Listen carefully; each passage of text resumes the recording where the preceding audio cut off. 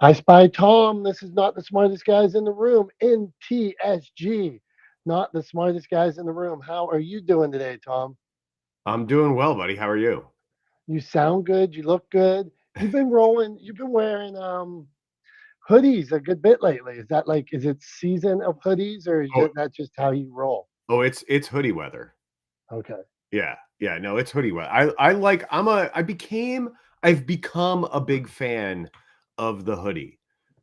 It was like one of those things. It was funny. When I was younger, I didn't like hooded sweatshirts at all. Like I didn't like hoodies. I didn't wear them for years, and then all of a sudden, like I was just sort of like rediscovered the hoodie and rekindled my affection for it. And so now I'm all hoodie all the time, baby. Have we talked about are you hoodie under a jacket too? Is that a style you roll with? Oh, I will 100% hoodie under a jacket. Yeah. Don't you feel all bloated when you're hoodie under a jacket? I mean, not really. It depends on it depends on how everything fits, I guess, right? Like if the jacket is tight over top of the hoodie, then yeah, you probably feel that way a little bit. But um I tend not to go like if I have a jacket that has a hood, then I tend not to wear like a hoodie with a jacket with a hood, Okay. right? Because then you got double hood, it's a whole thing. Yeah, I get There's too that. much happening. You sit in the car and you're like heads pushed forward because you've got like a whole pile of hood behind you. It's all Yeah, yeah. that's no good. I was wondering, like, when you're rocking like a sport jacket, are you wearing the hood? Oh no, also I don't know. I don't know that I ever rock a sport jacket. I pretty much like I pretty much am either dressed relatively casually, like semi-casually in my own way. So it'd be like still be like with the hat and everything, but then I'll have like a button-up shirt or something. And sometimes I'll wear um something over the shirt, like a vest or something like that if it's a little bit chilly out. But then I'll just go like it's either that, like that's kind of the most dressed up I get until I just put on a suit. That's fair. Okay. Okay, we got a good breakdown of your fashion. I found this shirt today. I got a purple shirt on. I had it, and for some reason I didn't like it, and then I pulled it out and put it on today. I look like $1 million. Maybe I was just a maybe it was just a confidence thing. I was like, that shirt stinks. I didn't wear it. I pull it out today. It's like magical, perfect fit. What do you Yeah. know? Yeah, look, I think like a lot of guys get steered away, especially when we're younger, right? Like we get steered away from wearing colors that might be sort of seen as like effeminate or soft or whatever, or like just sort of colorful, right? But yeah, I mean, I now 100% will like rock like a pink shirt or like whatever. Like I think I would 100% do that. I'm right there with you. So like yeah, purple shirt or something, like, yeah, bring it on, man. If it looks good, We're it looks strong. good. We're strong. We're proud. Okay, not the smartest guys in the room. How's your service? We were going to talk. I pitched it service. I'm thinking so many people. Like I live in this world. What do we call it? Under promise, over deliver. My belief is I'm going to try to tell you what I'm going to do, whether that's via contract, via explanation meeting, and then always deliver more. And so somebody else might say, well, why didn't you say you were going to do this and do this and do this? Well, I did do that, but I didn't. I underpromised and then I delivered more. And so this world that I try to never set myself up that I can't deliver on something that I said I was going to do. So many people out there, and this could be a detriment because maybe I should just tell people all these crazy things and make all these promises, and maybe I'd have twice the business. But I see so many people out there promising everybody everything and they don't deliver on it. People get mad at them. So, Tom, what's the answer? Jason, what's going on here? I see my friend Jason here. So, Tom, what do you think about that? And let's talk service. Yeah, I mean, look, I'm a big subscriber to the idea that you can it's very easy to under promise and over deliver, right? It's easy to, and I like to think of it this way, like it's more just a matter of realistically managing people's expectations, right? So I think you provide a set of expectations for your customer, your audience.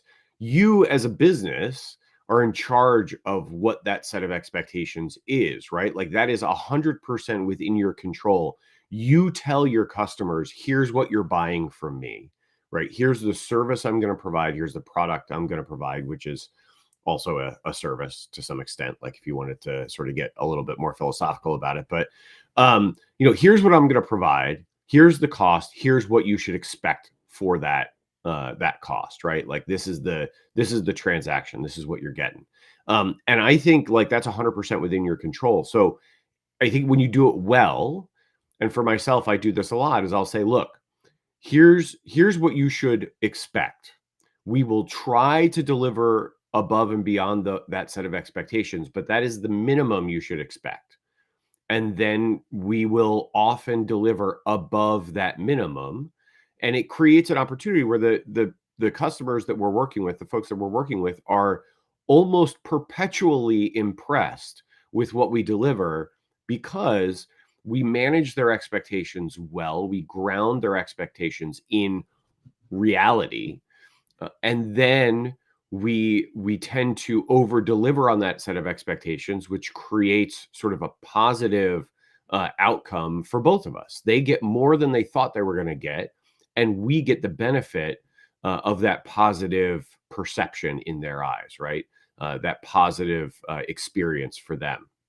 So it's kind of a win-win on both sides. I have a friend named a guy named Tim Dwyer, who's from Brisbane, Australia, and I was actually just with him last weekend working on a project together down in Florida. And he has a thing where he, like, his whole thing is he talks about purpose over profit, right? And he's a consultant. He works with brands and with businesses to help them shift from profit-driven models and profit-driven approaches to business to purpose-driven approaches to business.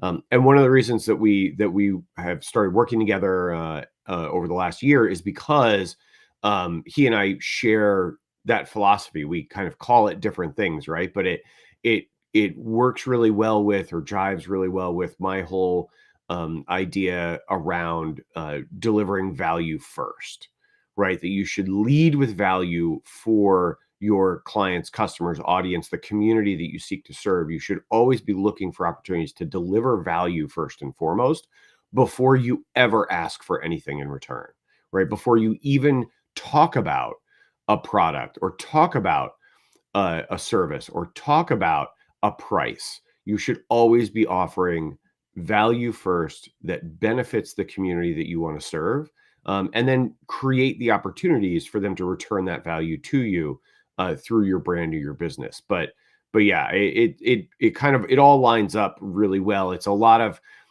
different ways to really kind of like say similar things, right? Which is thinking about purpose over profit, thinking about leading with value, or thinking about just how do I provide the best service for my customers. So that's I mean, those are kind of my thoughts on it. I think that's a good place to kind of kick off the conversation. What do you think, Dom? I think that's good stuff all around, man. I appreciate it. Okay, so Jason, when you're out there when you're dealing with a contractor or you're signing on the dotted line or you're even at a restaurant, what service expectations do you have? First, what's my need and what's their need? I mean, if it's like, because I work in the legal business and it's client relations and it does with contracts and it deals with so many different facets, you know, I just look at, can we meet of the minds, and like, what are you really asking for? And then I meet expectations based on just that conversation. I don't I don't go, and what I don't do, and I really had to work on this in the last couple of years, is I don't promote myself like a bulletin board or a billboard, so to speak. No flashing lights. It's like I try to set the stage or set the table, kind of like, I think Tom was the one that said this a while back, but set the table for someone to sit down. And if they don't want to sit down, that's okay. But the word expectation I don't like it because it just doesn't, it creates stress before the action even takes place. I know like what I do for a living has a certain level of licensed expectation, right? So they know that ethically and legally I'm going to have to be responsible. So that's the first part. That's my first part of my responsibility. Second part is like, um, you know, they're probably going to ask, what's my experience, and I relate my experience through situations. I don't give them the whole answer, because if I did, that they'd walk out the door. I just give them kind of like a sample tasting, like when you're at Costco, it's like if you really want it, you taste it, you like it, you enjoy it, you go with it. But if you don't, it's okay, and I think that's where people go wrong, is they have expectations before invitations, and is the invitation right for them? If more of us did business that way, we think about how we're meeting the minds with the invitation versus the expectation. I think that we get a lot further ahead than we already are, and I've actually proven that in my own career. I've gone through definitely hoops of fire. I've gone through storms. I've gone through a lot of things, but when I think about the word expectations in my work, it's like I don't advertise my business. I never advertise my business at all. Everything, and it's weird because my business is so specialized that it's usually word of mouth. But I also go out into the field. I meet people. I meet people out in agriculture. I get familiar within the community of what I need from them, because what I offer them is an answer to what they don't have experience in. So I just lead with the invitation. Can we meet at the table? And let's go from there. And then I ask them questions, and I encourage them to ask questions, because a lot of times in the legal field, people have anticipation of what they think they know. And I have to calm the momentum down enough to say, I can listen, I can attend, and I can fulfill. And this is where I meet the fulfillment in along every step of the way through the stages. I make sure that if there's anything unclear, let's hammer it out, you know? So hopefully that really answers your question. Yeah, I mean, I appreciate that, Jason, and I definitely I definitely agree with some of the stuff like that you were saying there. And obviously, feel free to flash and correct me if I'm wrong here, but one of the things that I think I also kind of have battled against is that or tried to work with or work through is the idea that like I want people to I never want people to feel like they're sort of being sold to, right? I don't ever want my customers or my audience or my community or any of the people I interact with, I don't want them to ever feel like an obligation or that they're being pitched to all the time, right?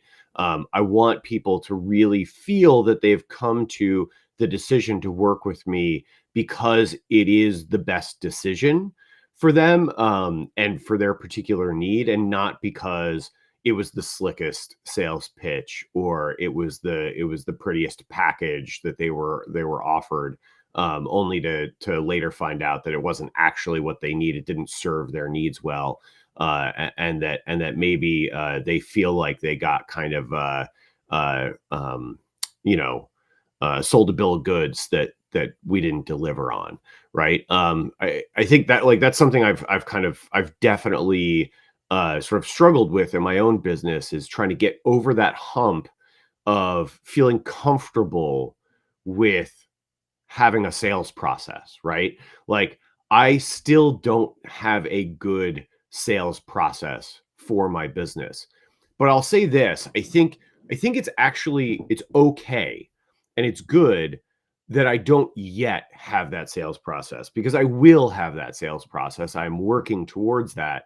It's okay that I don't, because I think generally speaking, and this again is going back to my friend Tim Dwyer, like one of the things that he talks about in his notion of like purpose over profit, or purpose first, being a purpose driven business. One of the things he talks about there is the sort of the order in which you build your business, right? And the idea is that you start with brand, right? You kind of build brand first, then you design product, and then you go to sales. And that is sort of the fastest way to actually grow a business that is consistent with the values that you want the business to have. And that's kind of something that I'm kind of working towards. I've sort of done brand and product simultaneously, but I feel like I've got an established brand at this point. I've got a solid suite of products that we offer, of services that we offer. And so now is actually the right time to start building out that sales process. And so that's why, like, I'm working with another company now to help do lead generation for me, so that we can sort of build a sales pipeline for my company so that we can scale. So I sort of have some after the fact validation from my friend Tim that I've gone about things the right way, sort of intuitively. It's how it felt right to do it for me, right? Was to sort of build the brand and the products first and then think about the sales process. But I think also when you approach it that way, when you know you have a great brand, and what your brand's values are, right? And what you stand for. And you know you've got good products and services that are in alignment with those brand values and are consistent with your values, right? And the way you want to do business. Then by the time you get around to doing sales, right? And to building that sales process and that sales pipeline, it suddenly doesn't feel so icky anymore, right? It doesn't feel sleazy because you're selling something that you believe in and that you know delivers on its promise, right? That you know delivers for your customers, your clients.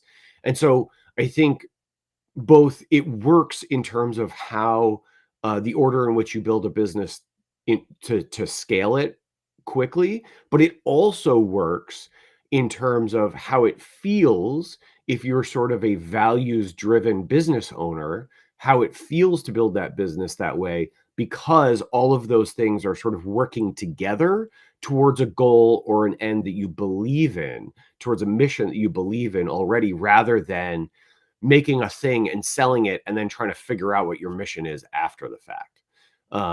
So I don't know. I hope that makes sense, but I feel like, or that's just what you were saying, Jason, and I don't want to put my own sort of things on you.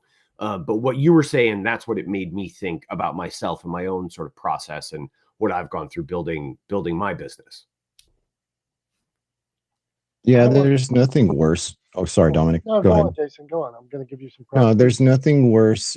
I worked in restaurants for about 15 years before I got in the legal business. And along the way, you learned how the approach, like we've had guests on like John from Law Enforcement Radio, where he would talk about like pitch and hook, right? And it really kind of sunk in and made me think about my restaurant service.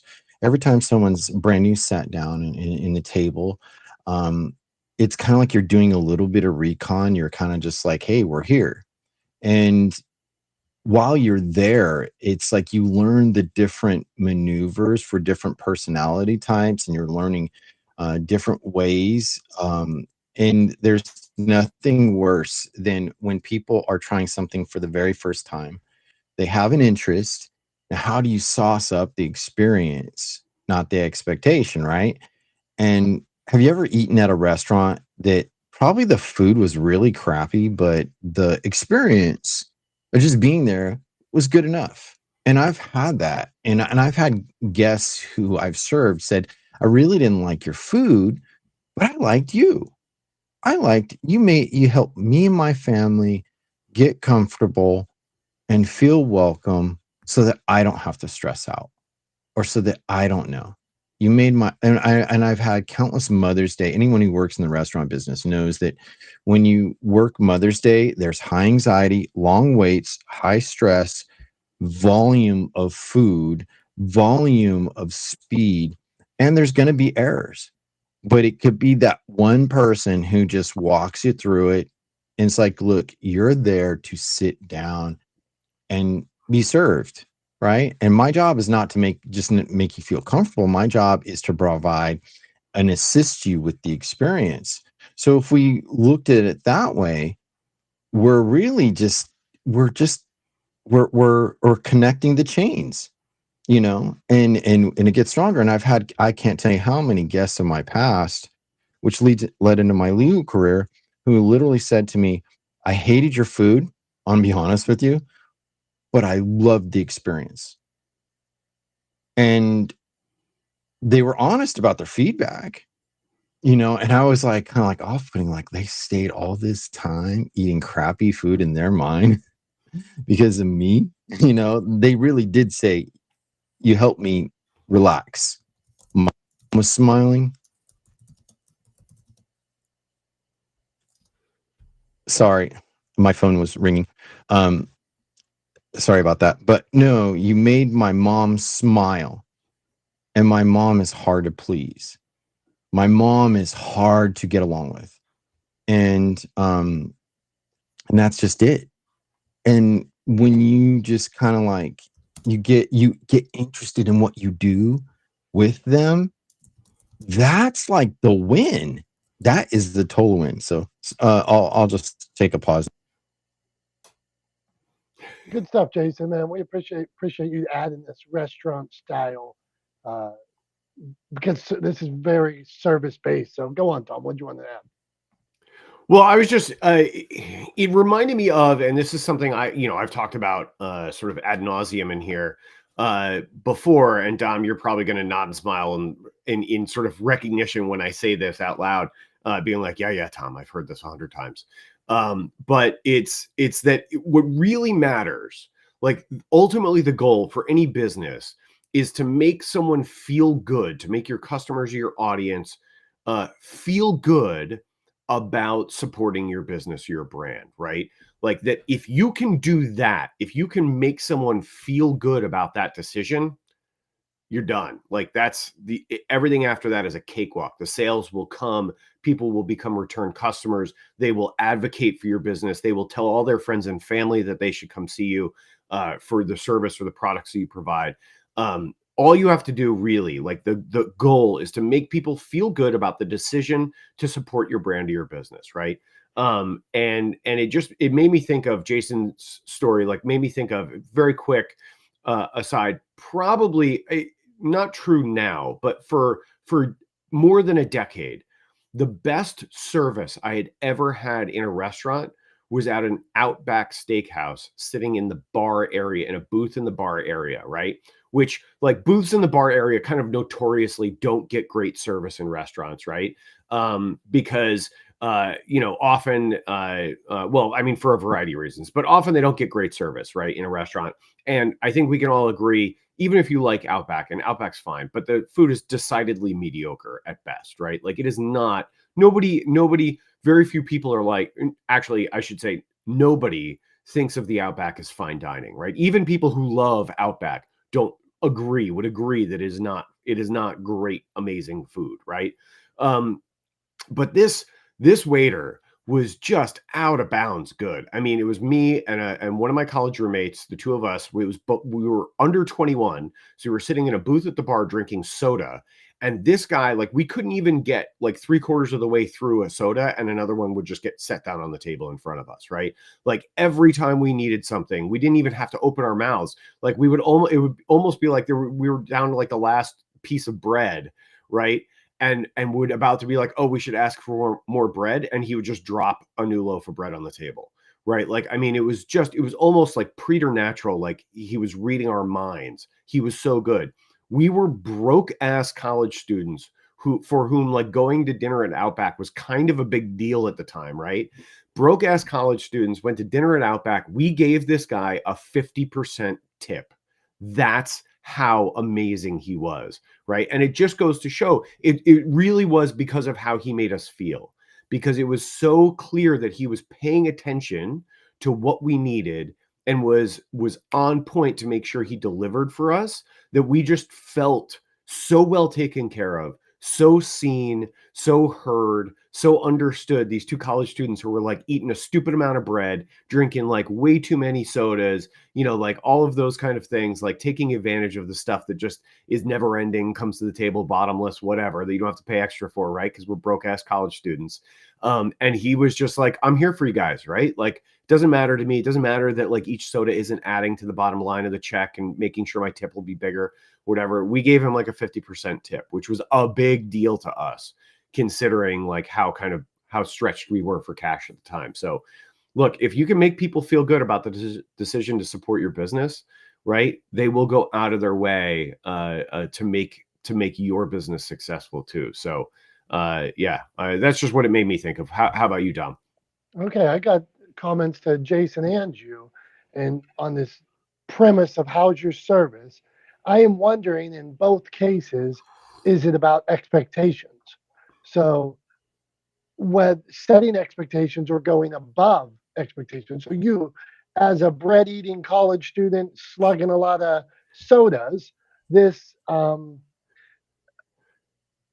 server went above and beyond. When you had basic expectations of how somebody would treat you, they went above and beyond. And so, being that they might not have, they, we had a basic agreement of how we would be treated when you go into a restaurant. This person went above and beyond. Jason, when he's, I think Jason worked at Fridays like me back in the day. And or with his clients now. If you ask questions, so in the process, you talk about if I ask questions and I can say to them, what did you expect? What did you want today? And then meet those demands and go a little farther. So I think you automatically are going to deliver. So how's your service? Not the smartest guys in the room. Not the smartest guys in the room. We're talking about service today. Tom, we appreciate everybody for being here. Where all are we at today? Yeah, absolutely, Tom. As always, we always appreciate everybody tuning in, listening, watching, either live or after the fact, because obviously, as you alluded to, we are streaming around the internet, but wherever we are streaming, it also lives. So if you're busy on Wednesday morning at 9:30, between 9:30 and 10:30, if you can't join us, if you missed the live stream, don't worry. No need to cry in your Cheerios. You'll be able to catch us on a replay either on YouTube, Facebook, or LinkedIn. We are streaming on all those channels. We are also streaming on Twitch for the one or two people that ever catch us there. Might as well, right? It is a live streaming channel. It's kind of the whole point. So I figured why not? We'll stream on Twitch too. But yeah, on YouTube, on Facebook, on LinkedIn. We are live right now and also there for replay. So if you miss it live, never fear. You can get your fill of Tom's Thumbs or show and tell or a trip down memory lane with Dom anytime you want. All you got to do is tune into one of our channels on either Facebook, LinkedIn, or YouTube. That's right on. And you might see yourself made into a short or a reel. And isn't it funny that when you share like a short or a reel, here's what's weird on a sidebar. So I could break down the long form video into like a minute, 90 seconds, something like that. I could put the similar video on 3 platforms. You know, let's say I put it in Instagram, I put it in YouTube, I put it on TikTok. The same video, all of a sudden, one day on YouTube does 1,000, and on TikTok it does 100. The next time, the same type video does 900 views on one and 20 on the other. What is it that makes a given video that is similar eat, and you never know which time it's going to be, and then sometimes the video takes off, sometimes it doesn't. But why on the different platforms do they respond so differently? And it's different each time. You got a thought? Go on, anybody. Oh, I mean, I definitely have a thought. Go on. What do you got? Yeah, it performs differently because there's different audiences, different groups of people on different platforms and different algorithms, right? So like I mean, in a nutshell, that's why they perform differently, right? It's different environments, right? So I hear you. Yeah, it's just interesting because, like, let's say I talk about this today, that this time on TikTok it could hit, the next time it doesn't, the next time it does. So anyway, Reels, how's your service? That's what we're talking about today. I think it's that time of day where we go to the very exclusive. You can only see it here, Tom's Thumbs. So this is where we talk about something from media, pop culture. Tom, today I want to ask you your thoughts on fast casual restaurants. fast casual restaurants. Okay. Um,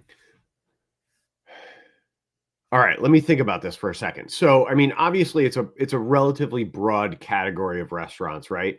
I think it goes everything from like technically Chipotle is like a fast casual restaurant, right? Like that's a fast casual restaurant. Friday is a fast casual restaurant, right? No? You tell me. I think if you have a server, it is not a fast casual restaurant. I think if you go to a counter and order, you're fast casual. Okay. Okay.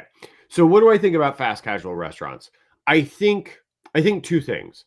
I think there's a ton of opportunity in a fast casual restaurant setting to provide dramatically better food with a similar sort of speed experience that you get to fast food, right? So I think and again, Chipotle was the first example that popped into my head, right? Because that was like when somebody says fast casual, like that's kind of what pops to mind, right? So in a restaurant like Chipotle, you have much better food quality wise, right? And less ultra processed, right? I mean, like, look, everything you eat that's cooked is technically processed food, right? If it's cooked, that is a process that it goes through before you put it in your mouth. It's processed, right? So, like, that is definitionally anything that you cook is processed food, but it's not ultra processed food, right? It is not it doesn't have sort of all the added ingredients that help make it sort of delicious in the way fast food is delicious, right? The way it makes it hit, so to speak, right? To kind of put a colloquial term on it, right? Like the fast food hits partially because of the ultra processing, right? Just like Doritos hit because of the ultra processing, right? So anyway, like I think fast casual is great because it gives you the opportunity to get a meal quickly that is also better made with better ingredients, tastes better, and is likely better for you as a better balance of macronutrients than what you'll find at a fast food restaurant that can be very heavy on carbohydrates and fat and light on sort of like protein, the other big macronutrient, right? But just kind of have a way outsized, much higher levels of sort of carbohydrates and fats than you really want to get in a meal, especially compared to protein. So yeah, so I think it gives you, generally speaking, I think fast casual restaurants give you a great opportunity to get a meal quickly that is also better for you. And I kind of like the experience, right? I like the experience of like a Chipotle where you walk in and you're like, hey, like I get to build this from the ground up. I'm gonna have a burrito bowl. I want to start with the rice with cilantro, right? I want some black beans. I want chicken. I want fajita vegetables. I want like whatever the case may be, right? Whatever floats your boat. I'm typically skipping sour cream. Not a huge fan of sour cream. I'll skip sour cream, but I'll definitely do guac, even though I know it's extra. So like, I like that experience of like you get to customize it, you get to have it sort of the way that you want to have it, but you also get it really quickly. It's filling, and it's a little bit of a better balanced meal than you would get at like Mickey D's, right? The Big Mac value meal. While it may be satiating and you may find it enjoyable, I don't think you could have any sort of question from a nutritional standpoint that you're better off eating a burrito bowl from Chipotle than you are eating a Big Mac meal from McDonald's. So in terms of like sustenance and what it provides you, I think they're a great option. And I would rather like kind of the trend moves in that direction of more of a fast casual kind of experience than a fast food experience. I think if we could maybe push fast food restaurants into a more kind of fast casual direction, we might end up with better food all around. So I don't know. That's my thought. I would give a fast casual restaurant a thumbs up. If you want to ask me about a specific one, we could do like a rapid fire thumbs up, thumbs down on specific fast casuals if you want, if you have a few in mind. Otherwise, I'll just give fast casual restaurants a thumbs up and we'll leave it at that. Okay, we can start down this process. Hey, I see our friend Jim Ajay stopped by. That is 3 thumbs up in a row we need like a statistician. 3 thumbs up in a row for Tom Stumps. He's giving fast casual thumbs up. So I'm mad at fast casual, Tom. I just went to Chipotle the other day. Okay, I like Chipotle, but this day it wasn't the best. But my beef with it is at the same day, my son went to Jersey Mike's, got a sandwich. The sandwich was $17.95 before tax, before tip. I personally, to not sit there, to not have a waitress, to have to take it home, so you get to build it yourself. But $17.95 for a sandwich with not even a bag of chips. Come on, man.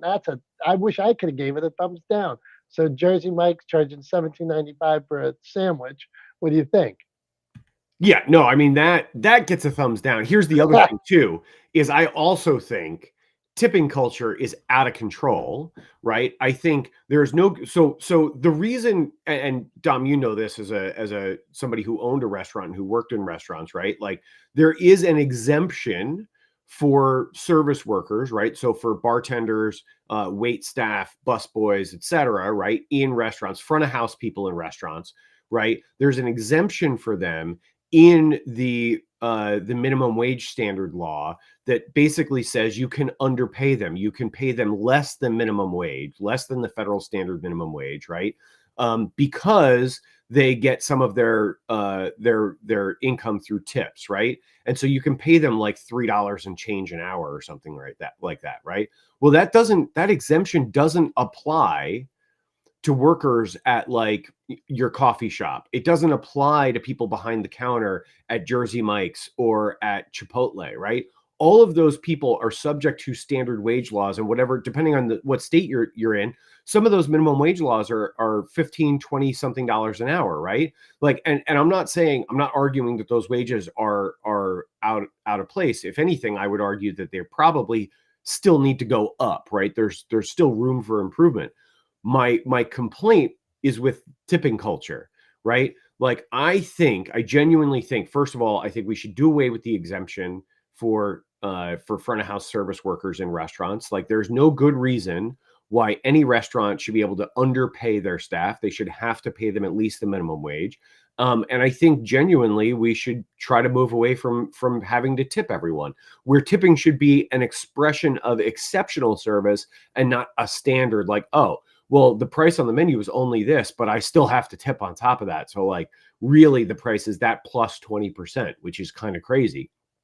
I think just add some margin on the price on the menu and leave it at that, right? Like I think it provides better transparency for everyone. Anyway, like see, you should have asked me about tipping culture. I would have. Let's get into this, Tom. Why do I have to? Why? I mean, how is everybody not offended by somebody turning this iPad around? You know, that they turn the register around. Like half the time, they don't even talk to me. They didn't even say a word. They didn't even smile.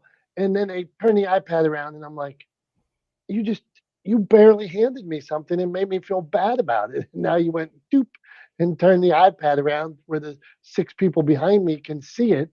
And I'm like, okay, but talk about that culture.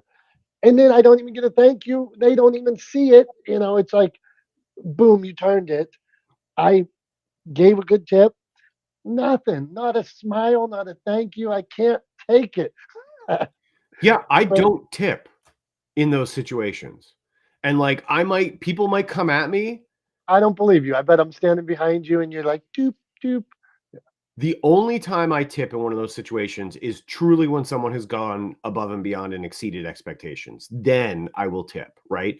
But like in those situations, I do not provide a tip. I do not hit the 15, 20, 25% button. I hit no tip and I sign and I'm out, right? Because again, it is a the tipping exists in cases where people are allowed to be underpaid by federal law, they're allowed to be, and state law, they're allowed to be underpaid, and the tipping exists to make up that income gap for them, right? So, like in a restaurant, your server, right, the person who brings the food to your table, they get underpaid. The only way that they can pay their bills, the only way they can survive is if you tip them. That is part of their wage, right? And so, like, I always tip and I tip well in those circumstances, right? I never tip in a situation where I know they're not subject to those exemptions from minimum wage laws, where I know that they are paid reasonably well, where I know they have access to benefits, right? Like, so like Starbucks is a great example.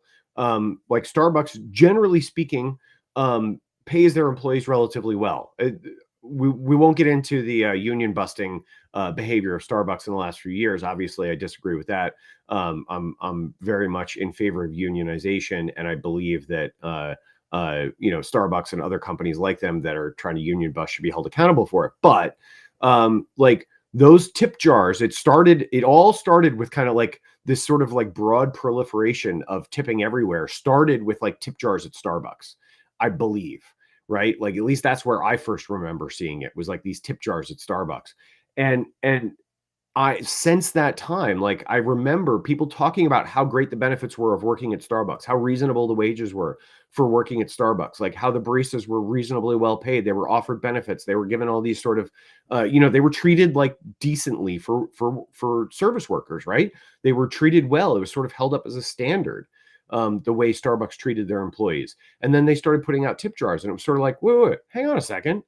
Like we've been hearing for like years about how you guys are treated pretty well. You make decent wages. People go after these jobs because there's tuition assistance programs. There's all these, benefits that you get access to. And now you're saying like, hey, I need tips because I'm being underpaid. Like, I don't think so. That something doesn't click. And I think what they realized, what a lot of people realized, was if you put a tip jar out, people will put money in it, right? And it's just sort of an easy way to get a little bonus, right? And similar thing, if you put a tipping option on that iPad, when you spin it around, people are going to feel guilty about hitting no tip, and so they're going to hit tip, right? And they're going to give you a little bit extra.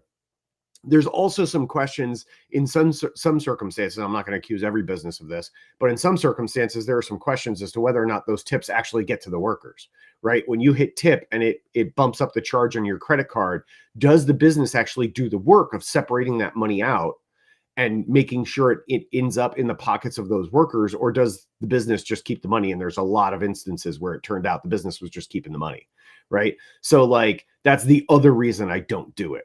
But yeah, so yeah, I hit no tip. And you can sneak up behind me and look over my shoulder. I promise you, in those situations, you're going to see me hit no tip on the iPad. And most of the time, the worker doesn't even notice because they're either not paying attention or they've gone to like, often it happens to me at like a coffee shop, right? So like they'll go to like fill, because I often just get like a drip coffee. I'm not even getting like a fancy espresso drink. I don't get anything with like 17 pumps of caramel like you do, Dom.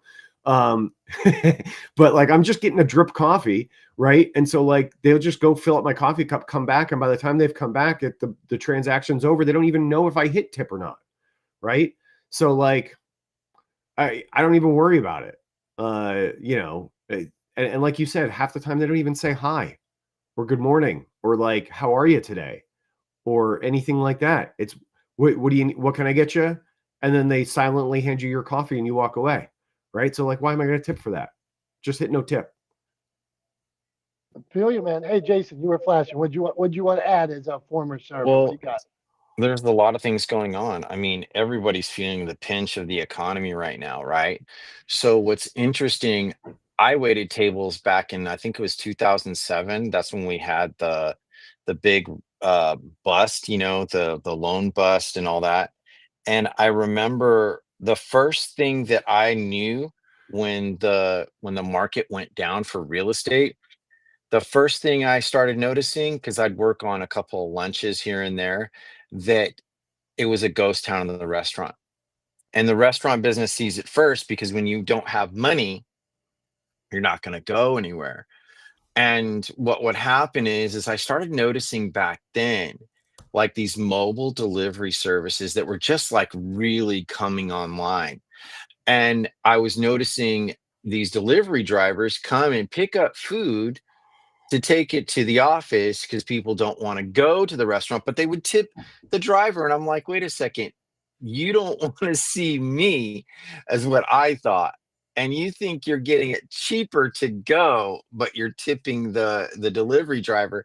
So a lot changed, in the economies. And to comment on how you feel when you feel tipping is appropriate and not appropriate, it's kind of it's like a danger zone, a cautionary tale, because people could think you're just a cheapskate. And at the end of the day, no one, like Tom said, you're not going to know.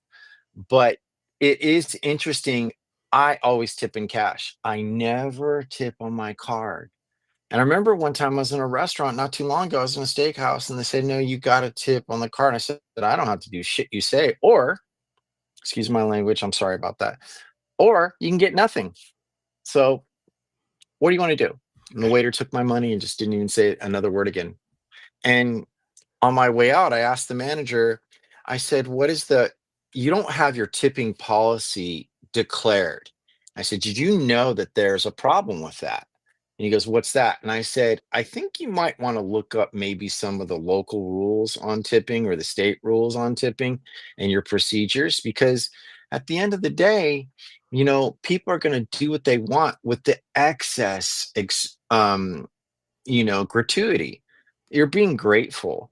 And, you know, we're moving right now in a business where, look at, people are driving their cars just to make ends meet, along with their full-time job to pay their rent, their mortgage, or supply for their kids. So all this excess for a long time that we just kind of like didn't really care. We saw the things bounce back, but this is a time where people are really scared and people are relying on that gratuity. And there's these companies that are taking advantage of people and their vehicles. So I'm anti-delivery service, even though it's employing somebody.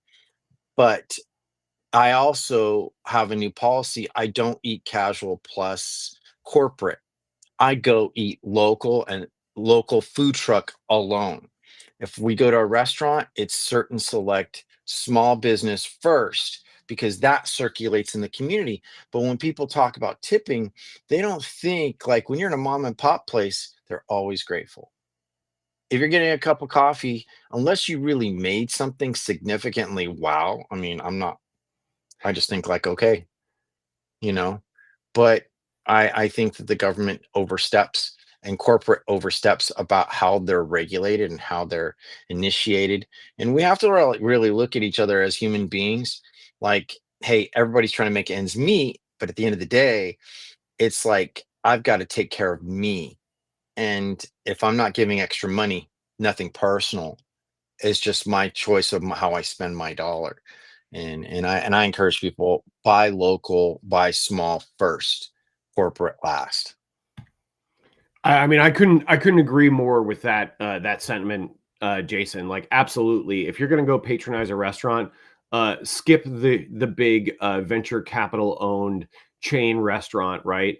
And go support a restaurant that's owned by one of your neighbors, right? That's run that the people working in are maybe the teenage kids that live up the street, right? The high school students from the local community.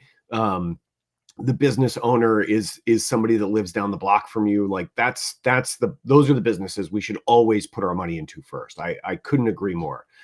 Absolutely support that sentiment. And yeah, go to food trucks, man. Food trucks are freaking great. I love this sort of food truck revolution. I wish we had a better street food culture in this country. I think street food. Oh, you should come to California, Tom.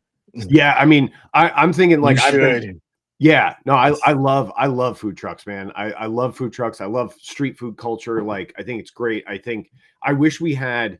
If you ever get a chance, look up and you can find old episodes of I think he was on No Reservations, but I think he did it on his show on CNN also. Anthony Bourdain used to go around, obviously go all over Southeast Asia, but look up the hawker marts in Singapore, like that. Look those up. If you're not familiar with them, look them up, watch a video on them, and enjoy, because I wish we had something like that here in the States. They're amazing. They're great places. I was just telling You mean somebody on the about 'em. East Coast? Well, yeah, we don't even really have them. We don't, to my knowledge, we don't have anything that's quite like Hawker Marts anywhere. And it's because it takes a while to sort of build up to that, and it's a result of a long-standing culture of small, like individual dish focused, like sort of micro restaurants. But anyway, yeah, they're really cool. They're amazing. I would go back to Singapore for a day just for the Hawker Marts.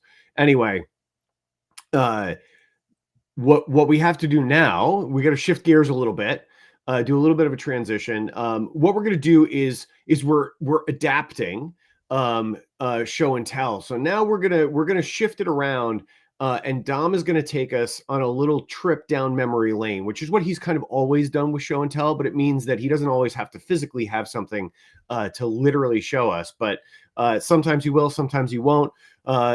We'll never know until it happens. But for right now, Dom, why don't you take us on a little trip down memory lane? Last week, I don't remember what I showed because I was thinking. I remembered talking about wanting to be in the restaurant business and crying behind a dumpster, and I didn't have a dumpster to show. But this week, last week I was talking about being a server at Fridays and felon training, and I had this goal to always own a restaurant, right? And so today, looking around, I found some restaurant merch from when I opened my own restaurant. And so here it was called Icons. So see, here's an ad that was in the paper here. They have the Steelers on the side, icons up there, little tickets down at the bottom, like coupons there. Okay. And then even cooler, here's a takeout menu that was there. Icons, takeout menu, that's upside down. There Yeah, you go, icons, takeout menu. And then an article from the newspaper, and there you see the front of icons. And if you look real close, there's Dom in his apron, way back in the day. So I started the reason for this show and tell is because last week I told you I always wanted to do it, and then you push forward, you learn as much as you can. And in my early 20s, I made it happen. There it was, icons. So that's what you get today, Tom. It was official. It happened, and you keep going, and sometimes things work out. would you do it again? Here's the thing, and caveat. I lost $500,000 in 3 years, bankrupt, foreclosures, all kinds of stuff like that. But I think if I hadn't done it when I was 23, 24, 25, I would have tried to do it when I was 55, 65. I think it would have always been something that I had to do. I did it. I loved it, loved the atmosphere, the energy. But there was also a time where it's 11 o'clock on a Saturday night or Friday night when everybody was coming home from work and you were going to work. Saturday when I missed all the birthday parties and family parties. I had some guilt over how much time I was there. So I would do it if it meant getting to the point in my life I'm at right now. But if I had to do it, I'd probably do it differently in a lot of ways. I think I learned enough to do things differently. What I mean is, would you do it again in the future? Interesting. Would I do it again in the future? Only if I was a partner with somebody else. I love what I do. But I do love business, and I understand good business. And if the right situation where I was a partner or something like that, conceivably, but not the way it was before. After How's that? Yeah, Memory no, that's lane good. and future. Yeah, there Because you go. I kind of have a long-standing sort of thing that I say that I someday I want to own a dive bar that has unreasonably good food, right? So I want the atmosphere of a dive bar. I want it in like a standalone structure. I want it to be, like in an old house or like something like that. Like not, not in a sort of a commercial area. I want it to kind of be in its own little place, and I want it to have uh, food that is shockingly good, right? Like, and but not necessarily complex, right? Like good food just done really really well with a lot of care. And and cold drinks, a great whiskey selection, great beer selection. And the place where everyone, like all the locals can go. It's affordable. It's a great place to go hang out and spend time, bring your family, and then hang out late night if you want to. But then also have it be a place where people travel from out of town to come to check out. So like Tom, I got a question about that. go Do ahead. you have typical favorites that you just go to, or do you actually explore to find those kind of places? Because a lot of people they stick to what they know. They don't look outside the box. And there's a lot of places just like what you're talking about that I've seen just driving around. Yeah, no, there are places like that for sure. For sure. I think, excuse me. I think for me, like I'm a little bit of an explorer, and I like to go find those places whenever I'm somewhere. And I've been in tons of them all over the country, right? And in some cases all over the world.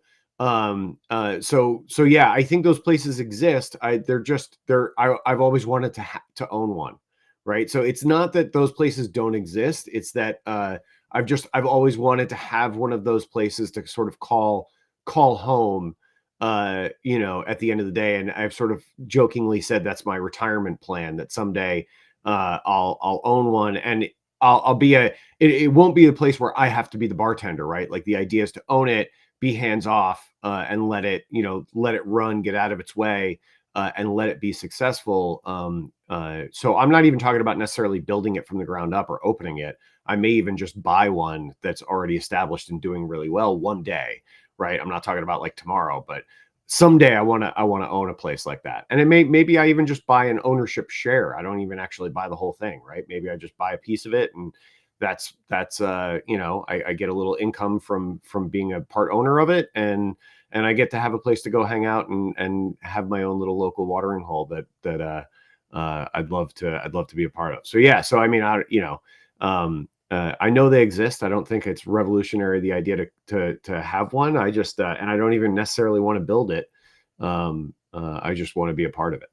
So yeah. So Jim, you came up on stage in a rare change. I gotta ask, what's going on? What brings you up? Yeah, Tom, what you just described with the bar is exactly what my cousin did. He had a corporate job, did really well, got an early buyout, and him and his wife bought a bar. And this bar was a dive bar. Uh, it's still pretty much a dive bar. They fixed it up a little bit, but they renovated the kitchen. When they bought it, they hired a chef. Okay, so they had people that were making like bar food. Now they elevated everything. It's actually, I don't know how far you are from West Deptford, New Jersey, but it's in New Jersey, and it's called Southwood Bar. They have a steak night one night a week. They have one night a week where they actually bring in seafood, fresh seafood, and they have like crab legs and crab cakes and all kind of seafood things that literally at this dive bar. So they have great food. They pay their chef a crazy wage to keep him because, and basically whenever they did this kitchen renovation that was like 250,000, he basically designed the kitchen to in a way to keep him there. Their head bartender is a master mixologist. He makes the craziest drinks that when you look at, you think no way is that good, and then when you try it, it's unbelievable. They have regular clientele. They have entertainment normally on like Fridays and Saturdays, and it is exactly what you mentioned. It was established in like 1953. They bought it literally 2 weeks before COVID hit. And in Jersey, it was one of the most strict states when it came to COVID. So they literally basically went a year without opening. They owned a bar and they couldn't run it for a year. So the financial stress was insane at first, but they have a great local. They have locals that come in every day. Uh, it's really just a cool bar, and he is loving life. And I would highly recommend that you try it someday. I mean, I love hearing that this what often people describe to me as a ridiculous and crazy dream is not so ridiculous and crazy that it's impossible. Is it Jim, or is it John and Denise? Yes. Okay, Yep. cool. I found the website. So I wanted to make sure I had the right place. I'm curious to see. I'm pulling it up right now. Let's see how far it is. Well, if you follow their social media, they're pretty active on social media. They post a lot of stuff. And so one night he showed me their new menu when we were just there over the weekend a couple weeks ago.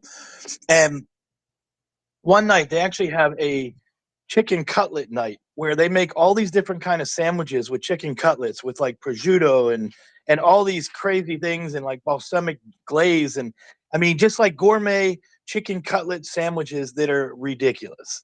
So like they're finding their niche, they're doing different things each day, and it's just a cool place. The other fun fact about that is it was owned by a woman in 1953, and I think it's the longest running bar in New Jersey that's woman owned, and she would only sell it to another woman. So my cousin's wife actually bought the bar, but he's obviously married to her and part owner.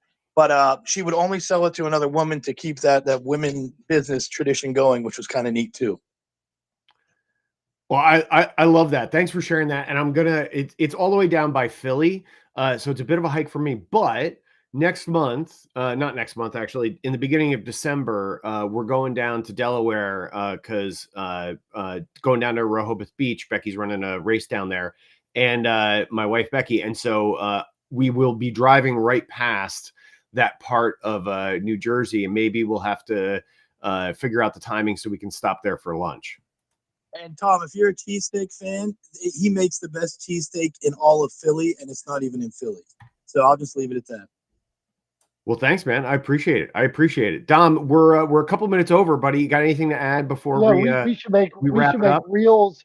We should make reels of Jimmy talking about that restaurant and send it to them. They owe him like free food for life. I just wanted to say on Dive Bar, last thing from me today before we go to this beautiful wrap up. We got a local one. It's down the street from me. I go there. The food takes an hour every time. The food is solid. The beer is cold. I can sit in a corner. Nobody bothers me. Expectations. I know what I'm getting. Fair cost. It's going to take a shitload of time for me to get the food. I can hang out with my beautiful wife. So I go back. If you all of a sudden said, if I went in there thinking I'm getting my food in 10 minutes, 20 minutes, 30, probably not the place for me. But I can sit in the corner. I know what I'm getting. So I go back because I know the expectations were set. I'm comfortable with that. And then I got to make my choice depending on that. This is not the smartest guys in the room. Tom, wrap it up for us. What do you got? So I want to tell a quick story as a wrap up, rather than like sort of waxing philosophical on it. This little bar in Kodiak, Alaska, that I used to go to, that was like the local dive bar that we went to all the time when I lived up there, called the Rendezvous, is the kind of place I wanna have one day. They had surprisingly good food, and one of the things that they used to do, and it made it a really fun atmosphere, is they would do on Friday nights, they did steak night. At most Friday nights. And it was by reservation only, because they only had a certain number of steaks, because you're on an island off the coast of Alaska. So it depends on what came in on the barge that week and whether or not they have steaks, right? And the steaks were ribeyes, and one of the local guys would run the grill, and it was literally just a Weber on the deck, Like that was what they used. And then they would make baked potatoes and a salad and some vegetables as a side. But like you would just tell them how you wanted your steak, and Jeff would be out on the back grill drinking beers and cooking steaks. And it was sort of like going to a family dinner, right? Because everybody was just, like people would sit together. Sometimes you'd have multiple, they only had so many tables. So if you had like a 6-top table and you had 2 parties of 3, well, guess what? Those 2 parties of 3 are sitting at the 6-top together, right? Like that's just the way it went. And everybody, you were getting a ribeye on, on a plate brought to you. And if it was undercooked, you just asked Jeff to throw it back on the grill for a minute or 2. Right. And it was very much like sort of a family cookout kind of atmosphere, but at a restaurant. And like, that's the kind of place I want to have. And I think ultimately, when it comes down to providing really good service for your customers, your clients, it is about creating a great experience for them and making sure that you give them the opportunity to feel good about supporting your brand or your products or your services or your dive bar or whatever the case may be. So just bear that in mind as you go forward for the rest of the week or further afield. Just always try to create a great experience for your customers, for your audience, for your community, and they will repay you in kind. They will support your brand, your business for that experience. So that's all I got for this week. Thanks so much, everybody, for being here. Jim, thanks for jumping up and telling us about your cousin's place in New Jersey. I'm excited to maybe try to check it out for lunch at the beginning of December as we roll past Philly. So thanks for that. Appreciate all of you guys being here and listening as always. We love you. We thank you. We appreciate you. And until next time, for Dom, I'm Tom. We're not the smartest guys in the room, and we'll see you next Wednesday. Bye-bye.